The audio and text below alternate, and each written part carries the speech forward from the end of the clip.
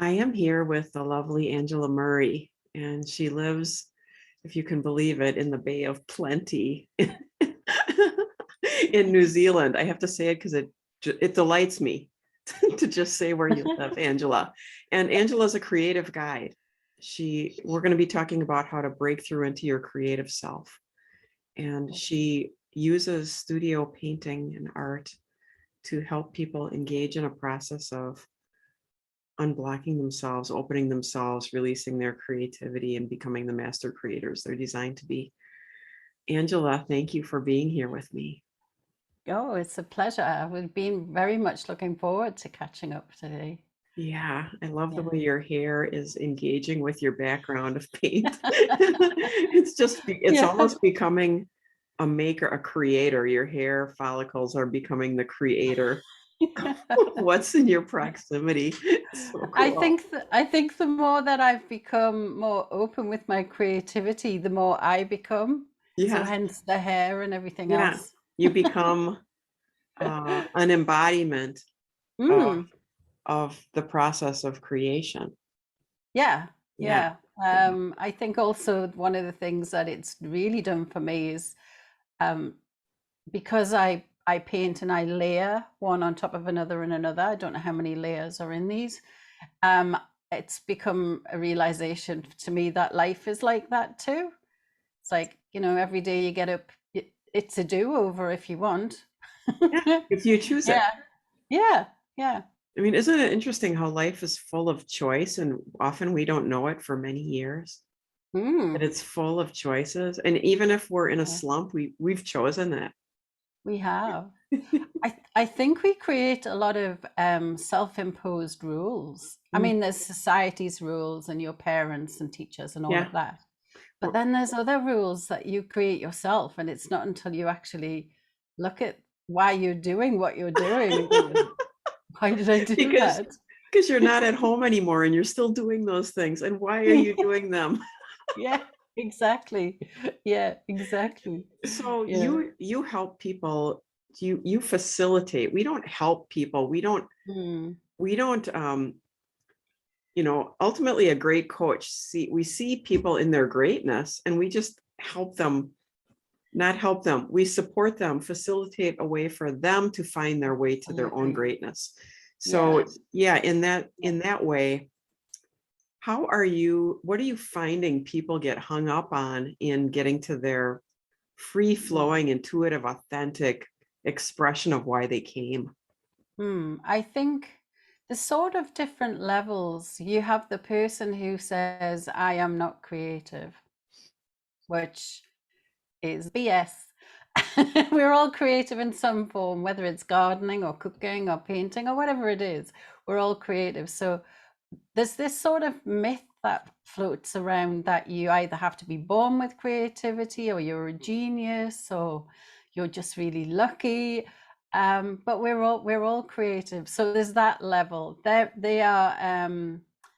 are lots of coaches out there that work with people who believe they're not creative. I feel that I did that for quite some time, but I've started working with people who know they're creative, but they're a little afraid to step up to that next level.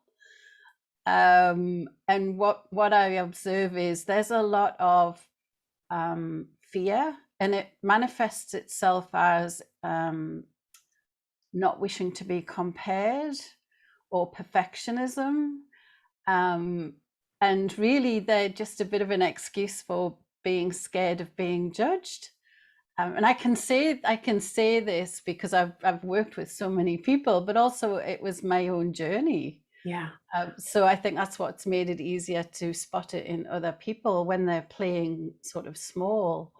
I think when we talked previously, I was talking about a lady who um, I run a program called Dream Big, Paint Big, and the whole concept is stepping up and painting on really big canvases. And she was sort of tutuing in the corner, about this big on a Yeah. massive canvas.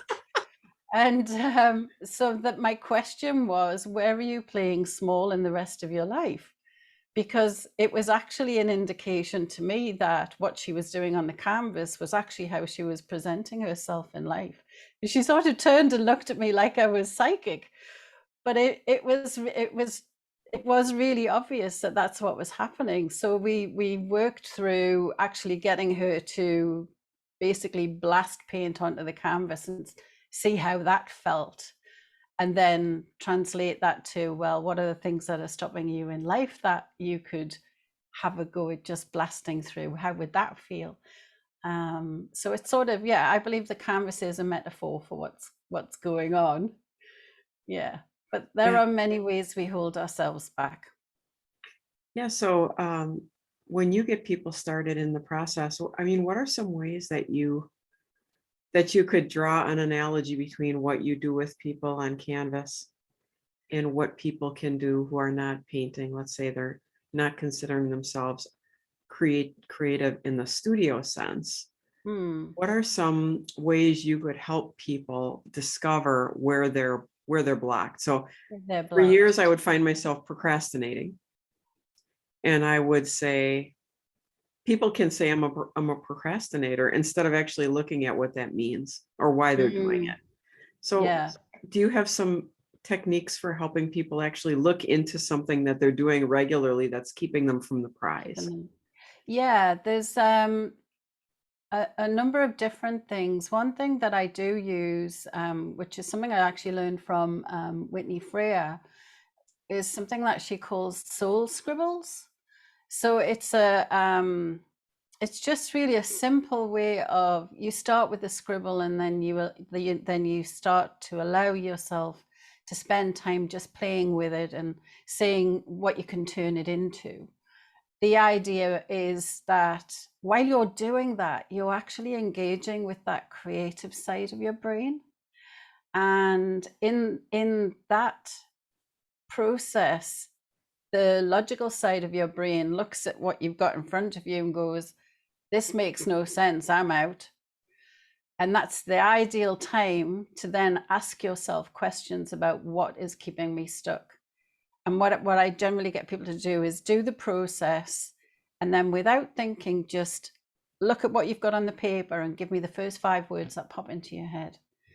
Because in that moment, that's when you get the truth, not the sort of sanitized version of how do I put it?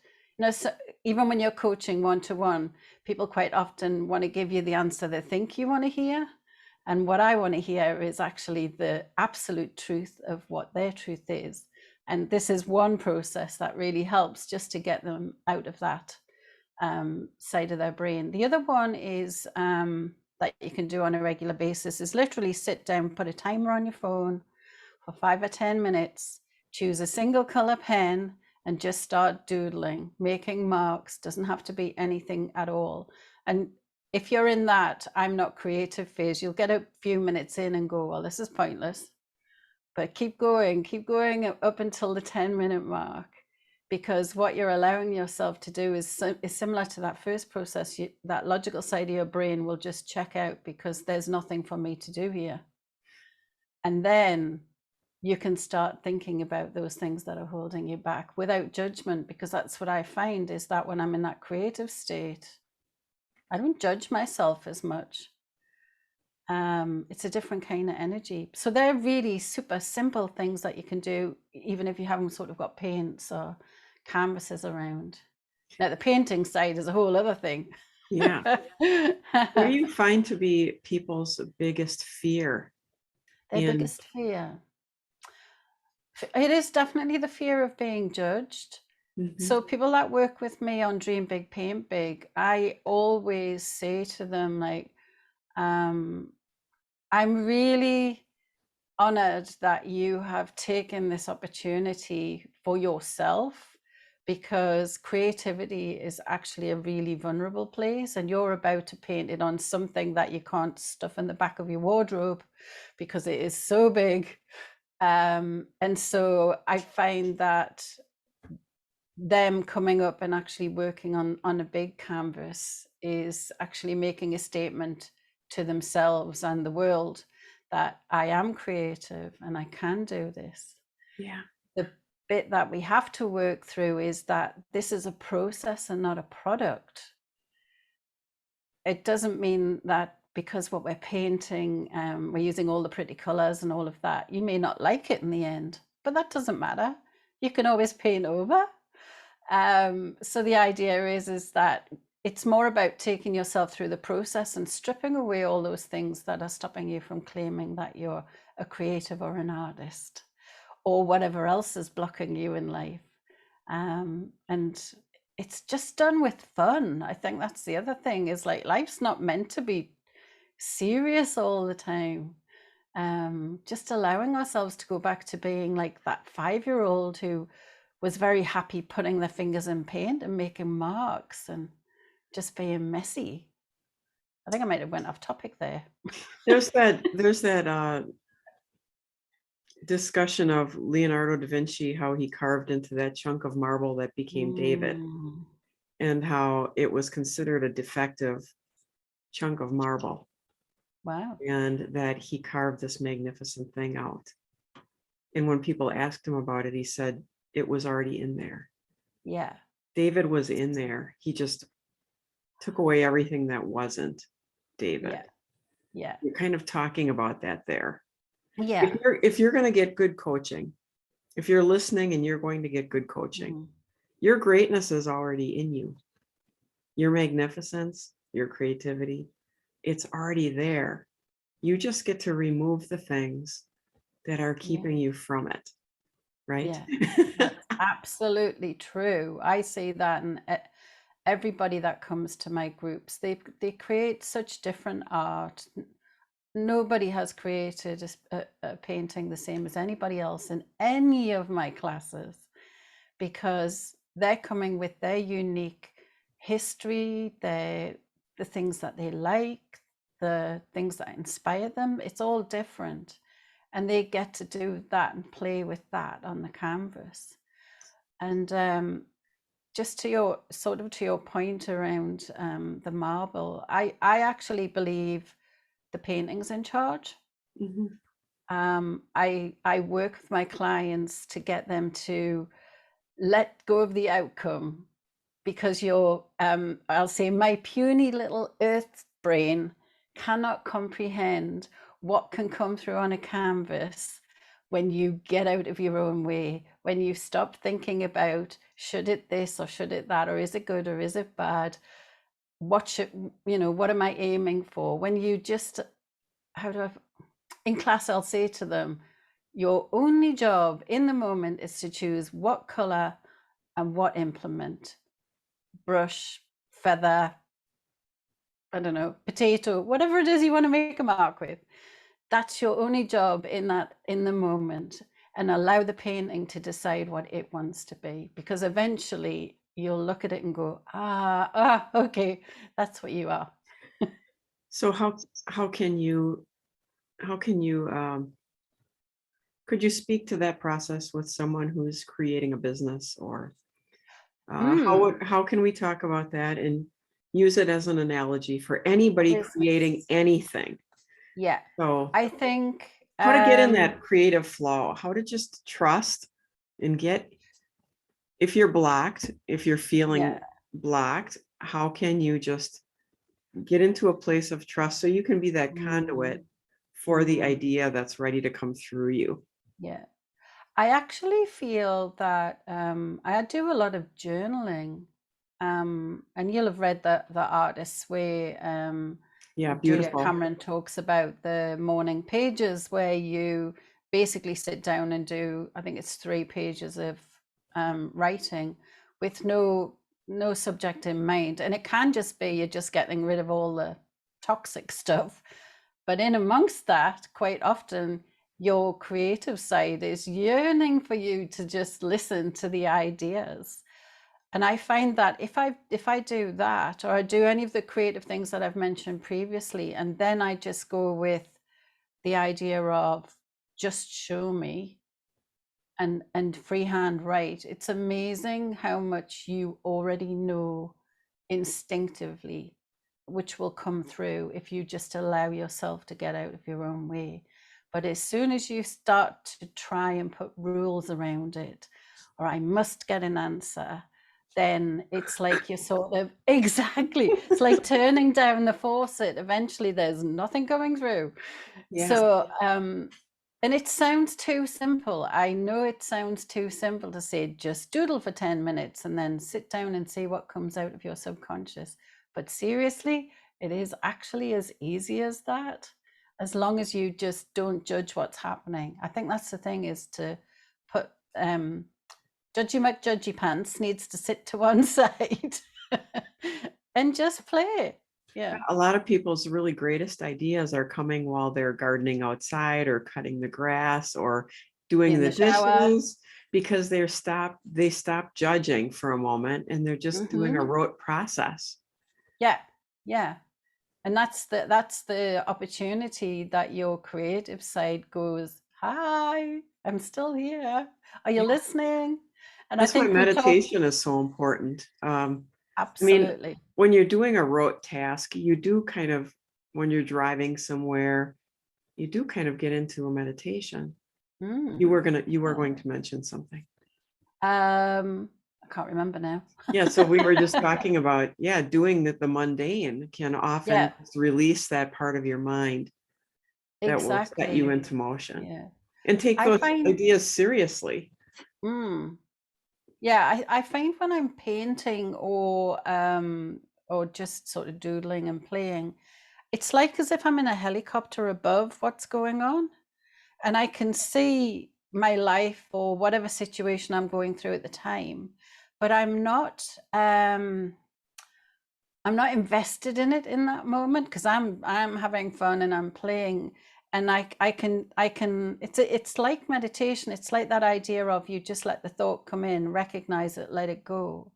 It's the same when I'm creating. So you can definitely do that with meditation in whatever form works for you. I'm just not very good at sitting still.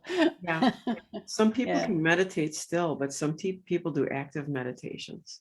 Yeah. So Yeah. the point is that you have an operating system that's functioning in a really perceptive Mm, way that mm, we often are not, because it's subconscious. We're yeah. often not connecting to it. So if you can unhook all this judgment, then you can Mm, hear that yeah. and you can start working with it. It's a bit like that left or logical side of your brain is really overworked. It's somebody once described it to me like, you know, the old-fashioned operators where they used to have to put the Yeah. pegs in. So Yeah. the logical side of your brain is constantly doing this and connecting stuff, and the creative side sitting with her feet on the desk, filing her nails and drinking coffee. Yet she could be so busy.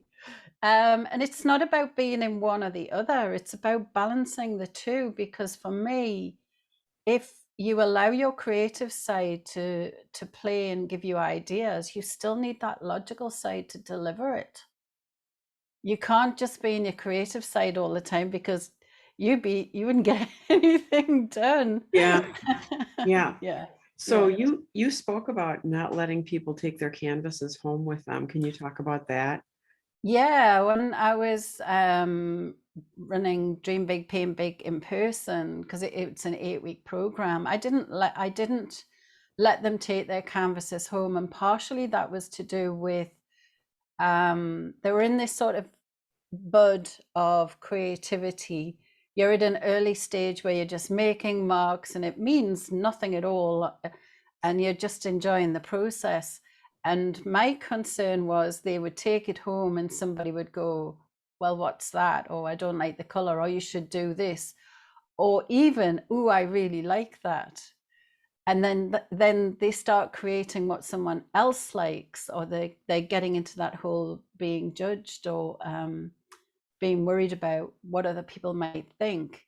And so for me, it was like, well, we'll keep the canvas here for the 8 weeks until you've gone through the whole process, and then you can take it home. Yeah. Yeah, because for me, it was such a delicate time, because I wanted them to experience everything and not block themselves off because of a minor comment that somebody well intentioned has said that might block them. Yeah. So Mm. did you have people really getting uncomfortable with not being able to take it with them? No, actually, I think it was a relief Mhm. because they'd invested the money and they were coming along for 8 weeks, and a lot of them hadn't painted before. So they'd really put themselves out there saying, I'm going to go and do an art class and I'm going to come back with a big painting. Yeah. That is actually quite scary in itself. So they were quite relieved that they didn't have to take it home and show the progress of where they were up to. Um, and just to allow themselves that sacred space every week for 8 weeks for a couple of hours where they could sort of leave the kids and the hubby and the pets and just go and do what was feeding their soul. But no, nobody argued with me about not taking them home. They looked a little So, shocked, but yeah. So what's the value of doing something really different than what you normally do to open up your creative pathways or to get you moving? What is the value of yeah. doing something completely different? I find that changing what you're doing shows you different paths. It could be something as simple as walking a different direction to work. It allows a different part of your brain to work because you get into this routine of doing the same things every day or every other day. And so that becomes expected. When you start changing things up, like having a shower at night instead of the morning, or getting way outside your comfort zone and trying a dance class or whatever it is, you have to use different parts of your brain. But the other thing is, it's that it shows you that you can do something more than what you're doing, and there are so many possibilities. And the really obvious one is you tend to meet people that you've never met before, and they open up another whole world of possibilities. But we can be quite routine and insular at times, and I guess especially at the moment with what's been happening in the world, Yeah. we've become more that. But on the other hand, I'm seeing more and more people come through my classes online because they can actually now connect with me from wherever. Yeah. And for me, that's super exciting because then they make connections with each other and they're learning from each other all the time. What's the importance of collaboration, do you think, in moving forward? So at a certain point when we have an idea and it's a new, fresh idea, we want to be a little bit careful with exposing it because we're not standing in it yet and we're really vulnerable to Yeah. judgment. But Yeah. once we get on a trail, what do you find is the beauty and benefit of collaboration? I find because I do collaborate with other artists, there's a little bit of a fear around if I tell you what my idea is, then you may run with it, kind of thing. But if you find people that you can really trust and you're actually, in business especially, you're complementary, but you're not doing the same things, then it's a really great opportunity to have another set of eyes on what you're doing. They will ask you questions that you wouldn't ordinarily ask yourself because you already have a blind spot. You're seriously invested in this thing. And it's really good to work with someone who asks all the why this and why that questions and what were you thinking, and just really, I find that really useful. But also they can come with their own ideas and have you, I've discovered this, would this work for you? But also that idea of support, because I worked alone in my creative business for a while and I missed that camaraderie of team. And so if you're an entrepreneur and you're working on your own, it is really, really important to find other people that can support you. They don't necessarily need to be in the same niche as you, but other people that you can just, especially if you're having a bad day, you can just sit there and go, I'm having a bad day. You don't Yeah. have to keep a front up. So I think community is super important. So, how can we connect with you and find you? What are the easiest ways? And also you left a gift for us. I So I want to give you an did. opportunity to talk about that. Yeah, to connect with me, my website is angela-murray.com, You'll find me on Instagram and on Facebook under Living Life in Color. That's the OUR color. But the gift that I left was for anybody who is already engaged in creative practice. If you're wanting to understand what your intuitive color palette is, you know, some artists, you look at their work and you just know that that is that artist. You can tell by the colors. Yeah. How do you hone into what your color palette is, your unique style? So I've created, I have a video, but what I like to do every now and again is run it live. So I think it might be the 10th of March. I'm actually going to run it specifically just for your group so that I can take them through live and they can ask me anything at all about intuitive painting or anything. So that's what I've Thank you. gifted. You're Thank you. welcome. It's going to be fun. Yeah. Any last bit of guidance for someone in any field who's feeling blocked or stuck? I think the best guidance I could give you is reach out to somebody, whether it's a coach, a guide, a friend, who is going to hold space for you, but without putting their own views on you. If you're feeling blocked, find someone who can be that person for you. I know that we talked about, as a coach, I don't want to feel needed. Wanted is a whole other thing. Needed, not so much. So find a good coach who will empower you to do what you want to do, but without feeling that you have to keep coming back and back, because their aim should be to allow you to fly.